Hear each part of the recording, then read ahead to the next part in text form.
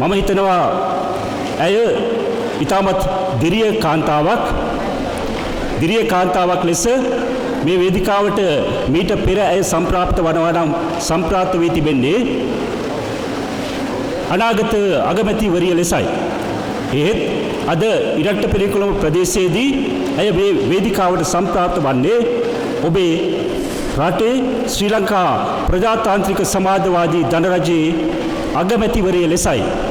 ඇය මෙම ස්ථානයේ නොහිටියත් මම ඉතාමත් ආදරයෙන් ඇය පිළිගනු ලබනවා. ඒ වගේම ශ්‍රී ලංකා ප්‍රජාතාන්ත්‍රික සමාජවාදී ජනරජයේ අපේ ආණ්ඩුවේ ඔබේ ආණ්ඩුවේ ජාතික ජන බලවේග ආණ්ඩුවේ වන්නි දිස්ත්‍රික් පාර්ලිමේන්තු මන්ත්‍රී අපේ සහෝදර වෛද්‍ය තිලකනාදන් සහෝදරයා මේ වෙලාවේ මා ඉතාමත් ආදරෙන් පිළිගන්නවා. ඒ වගේම ජගතීශ්වරන් සහෝදරයා පිළිගන්නවා. අපේ සභාපති අපේක්ෂකතුමා අමිත් මල්ලි, හැබැයි අමිත් මල්ලිකවත් තමයි ඔබ දන්නේ, සුදර්ශන තමයි නම. සුදර්ශන සහෝදරයා ඉතාමත් ආදරෙන් පිළිගන්නවා. ඒ වගේම සැලලිහිණිගම මහකච්චකොඩියේ සිට ඉරට්ට පෙරේකුළම අලගල්ල හරහා කළුකුණ්ඩමඩුව හරහා උලුක්කුළම හරහා මරදම්මඩුව දක්වා වූ අපේ සභාව නියෝජනය කරන අපේ සහෝදර අපේක්ෂිකාවන් මා පිළිගන්නේ ඉතාමත් ආදරෙන් සහ ගෞරවයෙන්. ඔබ අපට ශක්තියක්. ඔබ එදා වගේම අදත් අපට ශක්තියක්. මම දන්නවා ජනාධිපති වර්ණේ වෙලාවේදී අපි ඉතා අමාරුවෙන් මේ පක්ෂය ගොඩනගාගෙන අපි ගියපු ගමන් මගේ එදා තිබුණට වඩා අද මුහුණු මෙතන ඉන්නවා. විශේෂයෙන් කාන්තාවන් වැඩි වශයෙන් ඉන්නවා. ඒ වගේම සහෝදරයන් ඉන්නවා. මේ හැම තැනම ඔබ හිටියා. එදාටත් වඩා මහමැතිවරණයේදී ජනාධිපතිතුමන් වඩා හිටියා. ඒ වගේම අද ඔබ අපිත් එක්ක ඉන්නවා.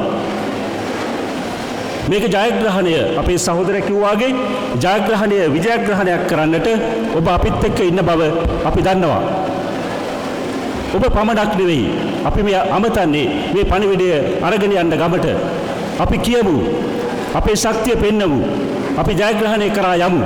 ඒ සඳහා සහෝදර සහෝදරියන් අපි සමග සිටින, අපි අසල සිටින හැම කෙනාම අපි මේ ජයග්‍රහණය සඳහා එක් කරගනිමු.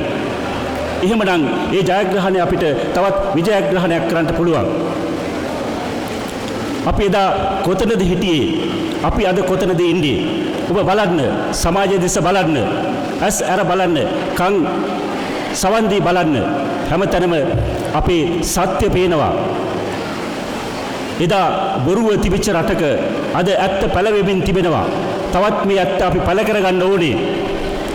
අපිට ඇත්ත කතා කරන, ඇත්ත වැඩ කරන ජනාධිපතිවරයෙක් ඉන්නවා. ඔබ හිතන්න, ඒ වගේ අවංක ජනාධිපතිවරයෙක් අපේ රටේ මෙතෙක් කල් හිටියාද?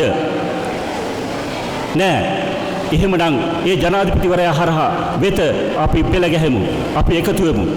ඔබ හිතන්න, ශ්‍රී ලංකා ඉතිහාසයේ බිහි වෙච්ච හැම රජයකටම වඩා රජයක අද වගේ කැපකිරීම කරන, මහන්සි වන, බොහෝ දේ අත්හැරපු මන්ත්‍රීවරු, ඇමතිවරු එදා හිටියාද? පිළිතුර නැහැ කියන එක තමයි. අද ඒ සියල්ල අතහැර, බොහෝ දේ අතහැර, තමන්ගේ ජීවිතේ බොහෝ කැපකිරීම කරමින්, තමන්ගේ වෘත්තිය අතහැර, තමන්ට දෙන දීමනා සහ ලැබීම් අතහැරමින් සමාජයට වැඩ කරන අපේ ඇමතිවරු, මන්ත්‍රීවරු මේ පොළවේ ඉන්නවා. ඔව් මහා දුෂ්කර ජීවිතයක් ගත කරමින් ඔබ වෙනුවෙන් වැඩ කරනවා. මෙච්චර කාලයක් පාර්ලිමේන්තුවට ගිය හැම දෙනෙක්ම, ප්‍රාදේශීය සභාවට පවා ගිය හැම කෙනෙක්ම කරේ සල්ලි හම්බ කරන එක විතරයි. දුප්පත්ව සිටි පුද්ගලයා පාර්ලිමේන්තුවට ගියාම, නැත්නම් පළාත් සභාවට ගියාම, නැත්නම් ප්‍රාදේශීය සභාවට ගියාම ඔහු මහා ධන කුවරයෙක් වෙන්නේ කොහොමද? පිළිතුර වංචාව සහ දූෂණය සහ හොරා කෑමයි. ඒ නිසා ඔබ ඒක හිතන්න. මේ අවස්ථාවෙන් ඔබ ප්‍රයෝජන ගන්න. ඔබ මේ පණිවිඩය ගෙනියන්න. කාලය මදි, බොහෝ දේ කළ හැකි. මම ඔබට කියනවා, මම අද මේ වේදිකාවට එන්නේ ගොඩක් දුෂ්කරතා නිසා. මගේ පුද්ගලික ජීවිතයේ මම දුක්මර්ග මොහොතක එන්නේ. මට සහෝදරයෝ කිව්වා එන්න පුළුවන්ද කියලා. මම ආවා. මගේ බෑනියෝ පෙරේද නැති වෙනවා ඊ ආදාහන කරනවා. ඒ තමයි මගේ ජීවිතේ දැක්ක සුන්දරම සහ ආදරණීය කාන්තාව මගේ අම්මා. ඊයේ මගෙන් සමුගත්ත වෙලාවක තමයි මම ඔබ ළඟට එන්නේ. සහෝදරවරුනි, අපි ශක්තිමත් වෙමු. අපි එකතු වෙමු. අපේ පණිවිඩය ගෙනියමු. අපි ප්‍රාදේශ සභාව දිනමු. මේ ප්‍රාදේශ සභාව දිනුවොත් අපිට ඔබේ බිමේදී වැඩ කරන්නට පුළුවන්. අපි පොරොන්දු වෙනවා. අපි සපත කරනවා. අපි ඔය පරණ ප්‍රාදේශ සභිකයන් ලෙස කිසිදු දූෂණයක් වංචාවකින් තොරව පොළවේ මේ වැඩේ කරනවා. අපිට කිසිවක් අවශ්‍ය නැහැ. ඔබ වෙනුවෙන් වැඩ කිරීම පමණයි අවශ්‍ය. එකතු වෙමු, ජයගමු. ඔබට සියලු දෙනාට ජයපත් ප්‍රාර්ථනා කරනවා. අපි ජයගමු, එකතු වෙමු, රොද බැඳගනිමු. අපි ජයග්‍රහණය කරාම යමු කියමින් ඔබ සියලු දෙනාට ස්තුතිය පළ කරමින් ජයග්‍රහණය මේ ප්‍රාර්ථනා කරමින් මම දිහන වෙනවා. ඔබ සියලු දෙනාට බොහොමත්ම ස්තුතියි.